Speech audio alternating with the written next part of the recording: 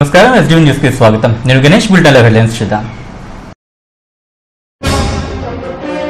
కాటంరాజు జీవిత చరిత్రను పాఠ్యాంశంగా చేర్చేందుకు కృషి చేస్తా. మున్సిపల్ స్టేడియంలో జరిగిన రాష్ట్ర అవగాహన సదస్సులో మంత్రి గంటా వెల్లడి. విశాలాక్షి నగర్లో చెట్టును ఢీకొట్టిన కారు, 2 మృతి, మరో 2కి తీవ్ర గాయాలు, ఆసుపత్రిలో చికిత్స. జనతా కాలనీ కొండపై సంభవించిన అగ్ని ప్రమాదం, పచ్చని చెట్లు దగ్ధం, సంఘటనా స్థలాన్ని సందర్శించిన ఎమ్మెల్యే గణబాబు. ప్రయోగాత్మకంగా చౌకధరల డిపోల్లో రేషన్ యాప్ ప్రారంభం, సక్సెస్ అయితే జిల్లా వ్యాప్తంగా అమలు చేస్తామన్న డిఎస్ఓ నిర్మలాబాయి.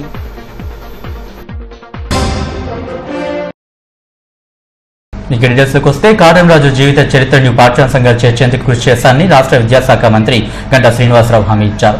కాటంరాజు ప్రచార సమితి ఆధ్వర్యంలో ఇందిరా ప్రియదర్శిని మున్సిపల్ స్టేడియంలో నిర్వహించిన మహాసభను ఆయన ప్రారంభించారు. ఈ సందర్భంగా మంత్రి గంటా మాట్లాడుతూ, కాటంరాజు లాంటి మహనీయులు ఎంతో మందికి ఆదర్శనీయంగా నిలిచారని అన్నారు. ఆయన ప్రజల సమస్యలను పరిష్కరించేందుకు ముఖ్యమంత్రి చంద్రబాబు సుముఖంగా ఉన్నారని తెలిపారు. సీఎంకు త్వరలోనే ఈ విషయం చెప్తామని చెప్పారు.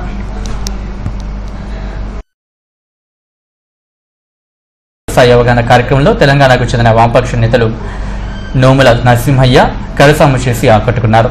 చరిత్ర నిర్మాతలను స్మరించుకోవాల్సిన అవసరం ఎంతైనా ఉందని అన్నారు. పర్యావరణ పరిరక్షణకు కాటంరాజు ఎంతో కృషి చేశారని తెలిపారు. ఆయన జీవిత చరిత్రను పాఠ్యాంశంగా విద్యార్థులకు బోధించాల్సిన అవసరం ఉందని అన్నారు. అలాగే తెలంగాణ ప్రభుత్వం యాదవులకు చేసిన సంక్షేమ కార్యక్రమాన్ని ఏపీలో అమలు చేసేందుకు చంద్రబాబు చొరవ చూపాలని కోరారు. ఈ కార్యక్రమంలో సినీ హీరో నిఖిల్ను నిర్వాహకులు ఘనంగా సన్మానించారు. ఈ సభకు కాటంరాజు ప్రచార సమితి అధ్యక్షుడు నారా వెంకటరమణ అధ్యక్షత వహించారు. ఈ కార్యక్రమంలో వైకాపా నేత వంశీకృష్ణ శ్రీనివాస్, మాజీ ఎమ్మెల్యే పల్లా సింహాచలం, పెన్నింటి వరలక్ష్మి తదితరులు పాల్గొన్నారు.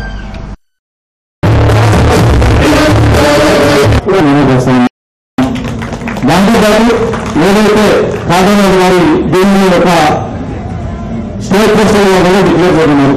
ఎందుకంటే ఈరోజు చాలా మందికి వాళ్ళ చేసిన సేవలు బట్టి స్టేట్ ఫెస్టివల్ గానో లేకపోతే ఒక జయంతోత్సవాన్ని ఒక రాష్ట్ర పండుగగానో చేస్తున్నాము. పర్యావరణ పరిరక్షణ కోసమైనా ఇప్పుడున్నటువంటి మానవ సంపదకు కావాల్సినటువంటి అనేక వనరుల కోసమైనా కాటంరాజు చరిత్ర ఒక గొప్ప చరిత్ర. యాదవ వంశం నుంచి వచ్చినప్పటికీ కూడా అందరూ కూడా అన్ని వంశస్థులు కూడా గొప్పగా కీర్తించే. విశాలాక్షి నగర్ రోడ్లో చెట్టును కారు ఢీకొనడంతో 2 వ్యక్తులు అక్కడికక్కడే మరణించారు. మరిద్దరు తీవ్ర గాయాలతో ఆసుపత్రిలో చికిత్స పొందుతున్నారు. బీచ్ రోడ్ నుంచి జాతీయ రహదారికి వస్తుండగా విశాలాక్షి నగర్ రూట్లో కారు అదుపు తప్పి చెట్టును ఢీకొట్టింది. ఈ ఘటనలో శశాంక్, వంశీ, భోగరాజులు అక్కడెక్కడే మృతి చెందారు. కారులో ప్రయాణిస్తూ తీవ్రంగా గాయపడిన కృష్ణ బెహ్రా, జయకిరణ్లను ఆసుపత్రికి తరలించారు. కారు నుజ్జు కావడంతో కట్టర్ సహాయంతో మృతదేహాన్ని వెలికి తీశారు. అయితే ఈ సంఘటనలో డ్రైవర్కు గాయాలయ్యాయి. అతనితో పాటు మరో వ్యక్తిని కూడా ఆసుపత్రికి తరలించారు.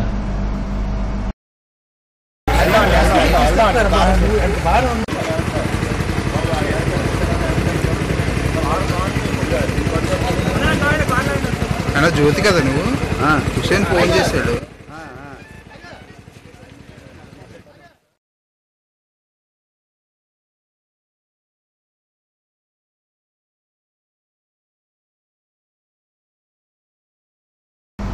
కొంతమంది స్వార్థానికి పచ్చని కొండలు కరిగిపోతున్నాయి, కొన్ని కొండలు కాలిపోతున్నాయి. దీంతో హరితావరణాన్ని హారతి కర్పూరాలవుతున్నాయి.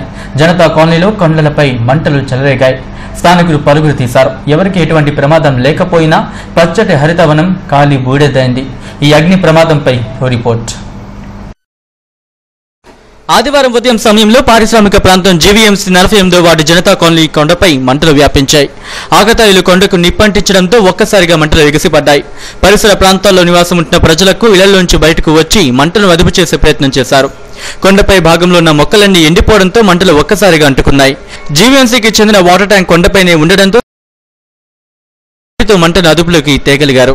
జనతా కాలనీ కొండపై అగ్ని ప్రమాద సంఘటనను తెలుసుకున్న పశ్చిమ ఎమ్మెల్యే గణబాబు హుటాహుటిన ప్రాంతానికి వచ్చారు. మంటలు ఆర్పేందుకు స్థానిక యువకులు చేసిన కృషిని అభినందించారు. స్థానికుల నుంచి వివరాలు అడిగి తెలుసుకున్నారు. ప్రజలు అప్రమత్తం కావడంతో పెను ప్రమాదం తప్పిందని ఎమ్మెల్యే చెప్పారు. అటవీ శాఖ, అగ్నిమాపక శాఖ, జీవీఎంసీ అధికారులు కార్యాచరణ ప్రణాళిక రూపొందించుకుని ఇటువంటి ప్రమాదాలు జరగకుండా చూడాలని ఆదేశించారు. బాగా అగ్ని జ్వాలలు రేగటమే కాకుండా పెద్ద పేలుళ్ళు, రాళ్లతో, పెద్ద చప్పుడుతో పెద్ద పొగ ఆవరించి పెద్ద గాలులు వేయటం వల్ల ఇక్కడ ఉండేటువంటి ప్రాంతం అంతా కూడా ఈరోజు పొగలతో నిండిపోయి ఉంది.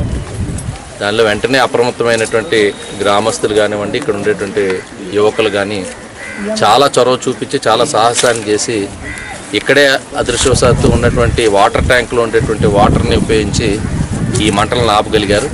ఈరోగా అధికార బృందం అందరూ కూడా ఇక్కడ రావడం జరిగింది.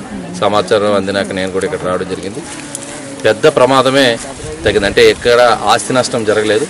అందుకనే ఒకసారి ఫారెస్ట్ డిపార్ట్మెంట్ వారిని, అట్లాగే ఫైర్ డిపార్ట్మెంట్ వారిని, అట్లాగే మా వాటర్ సప్లైకి సంబంధించిన వారిని, అట్లాగే జోనల్ కమిషనర్ వారిని అందరికీ కూడా ఇది కలెక్టర్ గారి దృష్టికి, అట్లాగే మన జీవీఎంసీ కమిషనర్ గారి దృష్టికి తీసుకెళ్ళాం. వాళ్ళని కూడా అందరినీ అప్రమత్తం చేశారు జిల్లా యంత్రాంగాన్ని.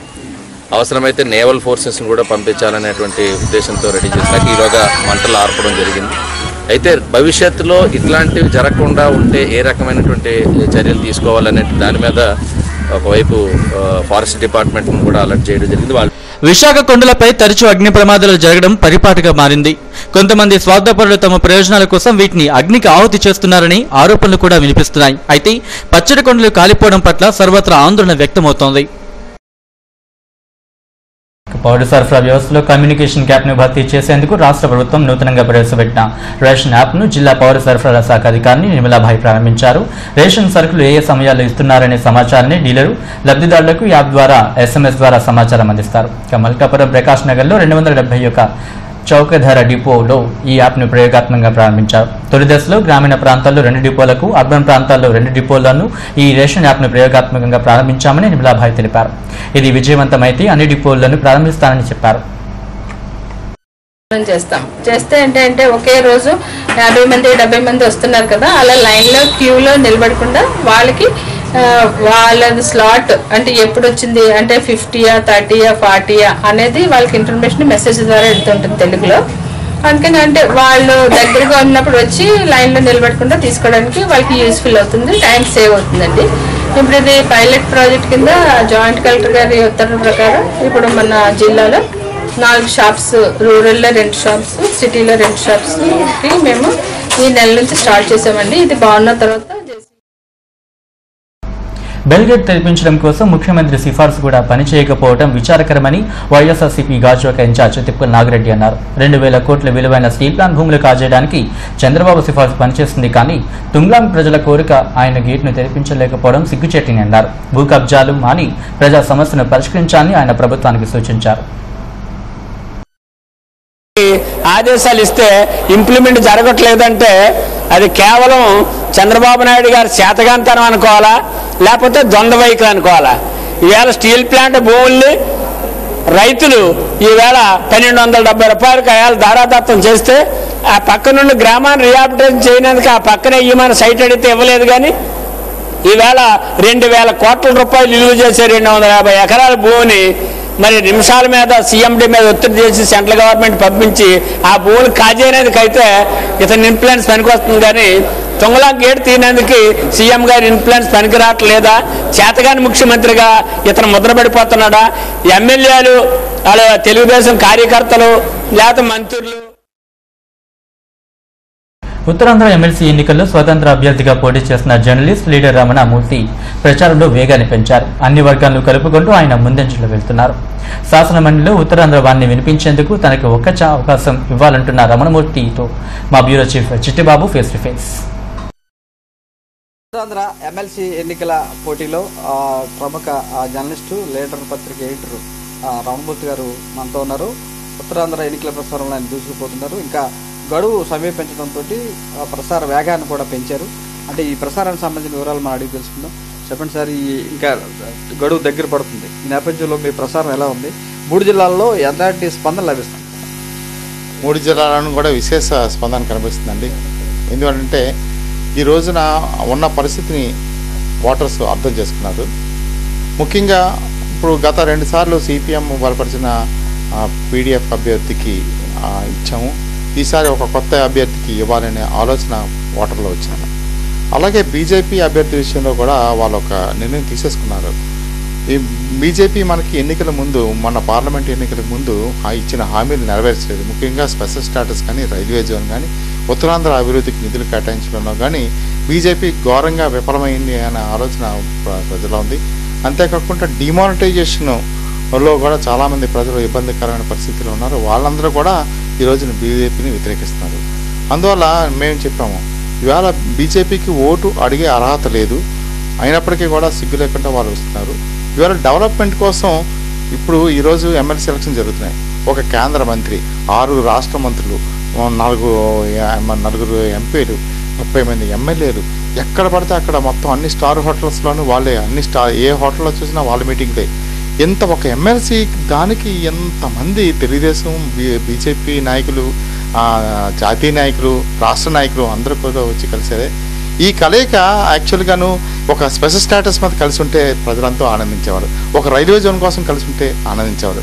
కానీ ఒక ఎమ్మెల్సీని గెలిపించుకోవడం కోసం వీళ్ళంతా తాపడతే పడుతున్నారంటే వీళ్ళ పరిస్థితి అర్థం చేసుకోవచ్చు, వీళ్ళ మనస్తత్వం అర్థం చేసుకోవచ్చు, వీళ్ళ గురించి అర్థం చేసుకోవచ్చు.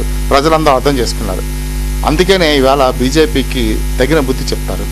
ఆ విధంగా దీనివల్ల ఏంటంటే, నేను ఇండిపెండెంట్, నేను రాజకీయ నాయకుని కాదు, నేను జర్నలిస్ట్గా 40 సంవత్సరాలు పనిచేసి ప్రజల సమస్యలతో ముడిపడి ఉన్న అన్ని అంశాల మీద చర్చించి దాని పరిష్కారం కోసం కృషి చేసిన వాడిని. అందుకోసం ఇవాళ జర్నలిస్ట్ సంఘాలు నన్ను మద్దతు పలికినాయి. ఇవాళ లోక్సత్తా జయప్రకాష్ నారాయణ గారు మొత్తం వాళ్ళ పార్టీ అంతా కూడా నా వెంట ఉండి నడిపిస్తున్నారు.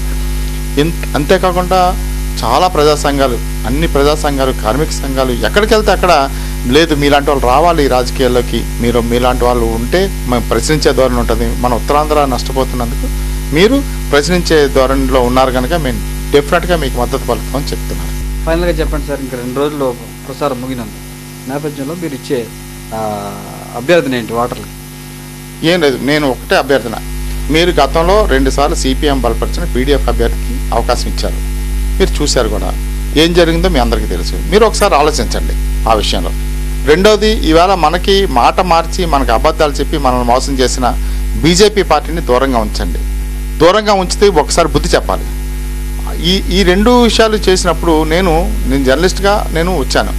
జర్నలిస్ట్గా నేను రాజకీయ నాయకుని కాదు కనుక ఒక్కసారి నాకు అవకాశం ఇవ్వండి, నేను సత్తా ఏంటో చూపిస్తాను. ఉత్తరాంధ్ర వాయిస్ మన మండలిలో దద్దరిల్లేటట్టు చేసి అవసరమైతే ఏ సమస్య మీదైనా సరే నేను నిలబడి మొత్తం నేను ఒక్కని చాలు వాళ్ళు స్టాల్ చేయడానికి, వాళ్ళని ఆపడానికి. ఎందుకంటే వాళ్ళు మాయమాటలు పెట్టేవాడు ఎప్పుడు బలహీనుడే, నిజం మాట్లాడేవాడు ఎప్పుడు ధైర్యవంతుడే. అందుకని దయచేసి ఓటర్ మహాశైలికి నేను చేసే విజ్ఞప్తి ఏంటంటే, ఈ ఒక్కసారి నాకు అవకాశం ఇవ్వండి, ఉత్తరాంధ్రని ఉత్తమాంధ్రగాని తీర్చిదిద్దుతానని సందర్భంగా చెప్తున్నాను. ఎన్నికల ప్రసారానికి ఇంకా తుది గడువు దగ్గర పడుతున్న నేపథ్యంలో ఓటర్లకు మీరు చేసే విజ్ఞప్తి? ఓటర్కి నేను చెప్పేది ఒకటే, ఇందులో ఈ ఓటింగ్ సిస్టమ్ ప్రిఫరెన్షియల్ ఓటింగ్ సిస్టంలో ఉంటుంది, కన్ఫ్యూజ్ అవ్వడానికి వీలు లేకుండా. మీకేంటంటే ఇప్పుడు నా మొత్తం 30 మంది అభ్యర్థులు ఉన్నారు రంగంలో. 30 మెంబర్స్లో నా నెంబర్ 27 వివి రామమూర్తి బ్రాకెట్లో లీడర్ అని ఉంటుంది. ఆ పక్కన ఉన్న ఖాళీ గడిలో 1 అని అంకె వేస్తే మీ మొదటి ప్రాధాన్యత ఓటు వేసినట్టుగా గమనిస్తారు. దీన్నే ఈ అభ్యర్థనే ప్రతి వాళ్ళకి కూడా పర్సనల్గా ఎక్స్ప్లెయిన్ చేసి నేను వివరిస్తాను. ఇది ఉత్తరాంధ్ర అభివృద్ధి కోసం ఒక ఛాన్స్ తనకిస్తే తన సత్తాతో నిరూపిస్తానని లీడర్ ఎడిటర్ రామమూర్తి చెప్తున్నారు. Camera person Srinivasa, Chittubabu TV, Visakha. Visakha steel ప్లాంట్లో భద్రతకు అధిక ప్రాధాన్యం ఇస్తున్నట్లు సీఎం మధుసూదన్ తెలిపారు. జాతీయ భద్రతా దినోత్సవాన్ని పురస్కరించుకుని ఉక్కు మల్టీపర్పస్ హాల్లో నిర్వహించిన సమావేశంలో భద్రతకు కట్టుబడి ఉంటామంటూ ఉద్యోగుల చేత ప్రతిజ్ఞ చేయించారు. స్టీల్ ప్లాంట్ ప్రాథమిక విధుల్లో భద్రతకు పెద్దపీట వేస్తున్నట్లు చెప్పారు. సేఫ్టీపై అనేది ప్రతి ఒక్కరికి అవసరమని, దానిపై అవగాహన ఉండాల్సిన అవసరం ఉందని అన్నారు. ఈ కార్యక్రమంలో ప్లాంట్ ఉద్యోగులు, అధికారులు పాల్గొన్నారు.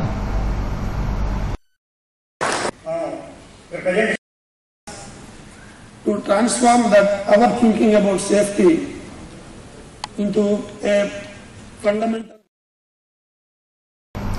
డైమండ్ పార్క్ ఎదురుగా నూతనంగా ఏర్పాటు చేసిన ఎడెన్ ఎలక్ట్రికల్ షోరూంను మంత్రి గంటా శ్రీనివాసరావు లాంఛనంగా ప్రారంభించారు. మంత్రితో పాటు ఎంపీ హరిబాబు, ఎమ్మెల్యే పల్లా శ్రీనివాసులు పాల్గొని జ్యోతి ప్రజ్వలన చేశారు. తక్కువ కరెంటుతో ఎక్కువ వెలుగులు ఇచ్చే అత్యాధునిక ఎలక్ట్రికల్ లైట్స్ అందుబాటులోకి రావడం గర్వకారణంగా చెప్పారు. క్రిస్టల్తో ఎల్ఈడీ బల్బులు ఆధునిక ప్రత్యేకత అని షోరూం అధినేత రమేష్ తెలిపారు.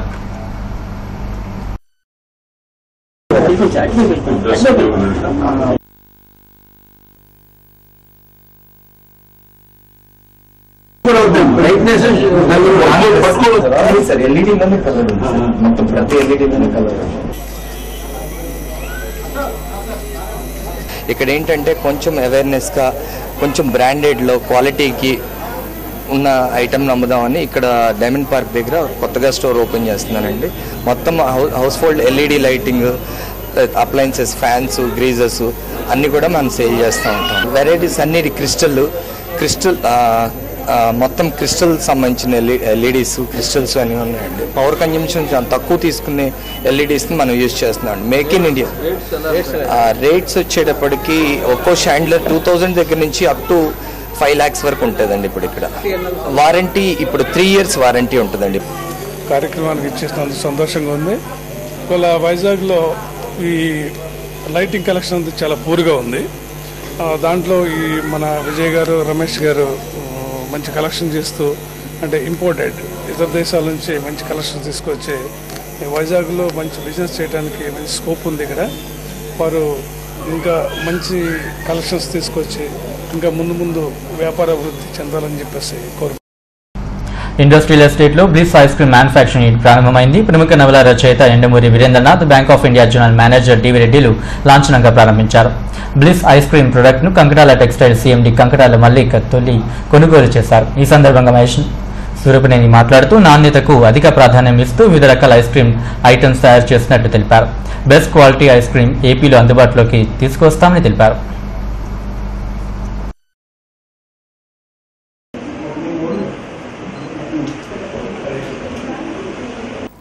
ఎస్టర్డే నైట్ రకరకాల ఐస్ క్రీమ్స్ టేస్ట్ చేయించారు. One of the best ice creams నేను తిన్న వాటిల్లో. చాలా బాగుంది నిజంగా.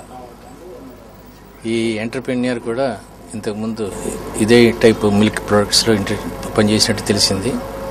వీళ్ళ అబ్బాయి mechanical engineer, very enthusiastic fellow.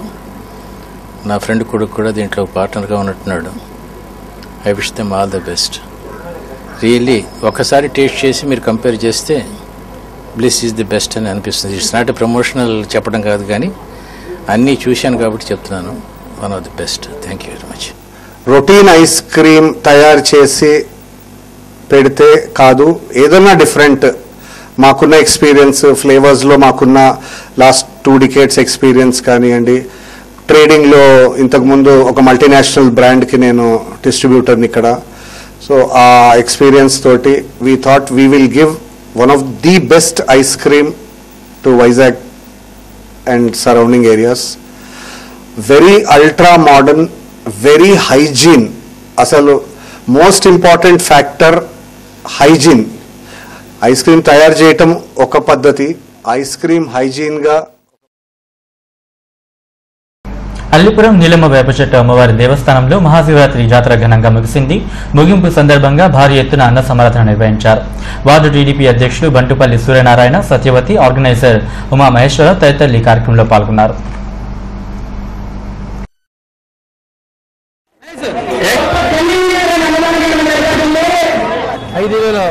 పైగా మన ఇవాళ గత 30 సంవత్సరాల నుండి కూడా ఈ పండుగ చేస్తున్నాం. కానీ ఇంత భారీ ఎత్తున మరి సంవత్సరానికి అమ్మవారు ఎంతో డెవలప్మెంట్ అయ్యి మరి సంవత్సరం ఎక్కువగా మరి జనాలు కూడా ఎక్కువగా మరి వస్తున్నారు. మరి అమ్మవారి యొక్క మహిమ అనేది కూడా ప్రజలందరూ కూడా తెలుసుకొని చాలా చక్కగా దీవెన చేస్తున్నారు. ఈవేళ మరి ఈ కార్యక్రమం ముఖ్యంగా మరి కళల మహేష్ ఆధ్వర్యంలో మరి ఉత్సవ కమిటీలు, అలాగే మా కనకరాజు, మరి అట్టా రాజు, మరి మా కమిటీ అందరూ కూడా చాలా మంది కూడా ఈ కార్యక్రమానికి జయపూజ చేసినందుకు వాళ్ళందరూ కృతజ్ఞతలు తెలుపుతూ మహాశివరాత్రి జాతర కార్యక్రమం జరిగిందండి. ఆ సందర్భంగా ముగింపు కార్యక్రమంలో ఈ యొక్క అన్నదాన కార్యక్రమం అమ్మవారికి ఇదిగా చేస్తున్నాం. ఈ యొక్క అన్నదాన కార్యక్రమానికి స్థానిక భక్తులు ప్లస్ మరియు రిలయన్స్ ఫౌండేషన్ వెదర్ రిపోర్ట్ చేద్దాం. విశాఖ జిల్లా మత్స్యకారులకు రిలయన్స్ ఫౌండేషన్ వారి సముద్ర వాతావరణ సమాచారం. మార్చ్ 6 గాలివేగం ఉదయం 30 నుండి 34 కిలోమీటర్లు, సాయంత్రం రాత్రి 26 నుండి 30 కిలోమీటర్లు ఉండవచ్చును. గాలి దిశ ఉదయం సాయంత్రం రాత్రి ఈశాన్య దిశగా ఉండవచ్చును.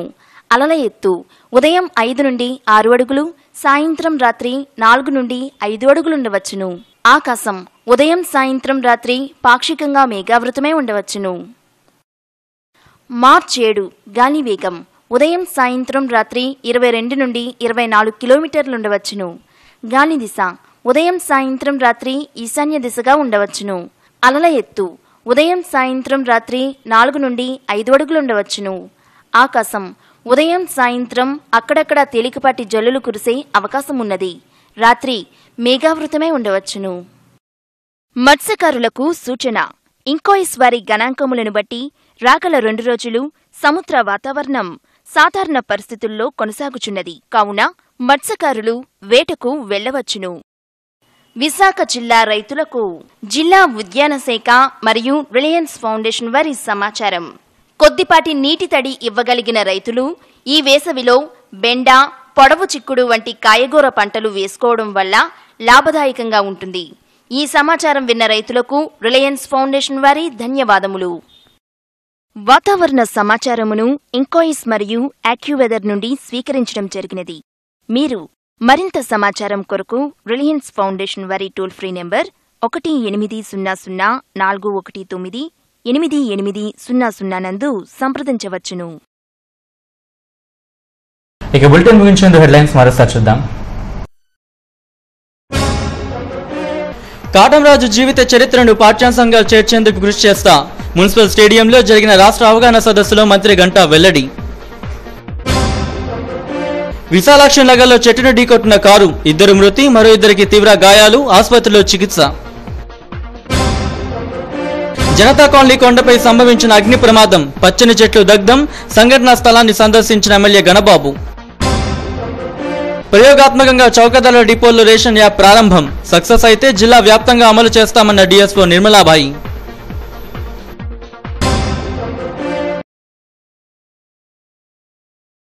ఇవి ఇప్పుడు న్యూస్ అప్డేట్స్. మరిన్ని అప్డేట్స్ కోసం చూస్తూనే ఉండండి STV న్యూస్.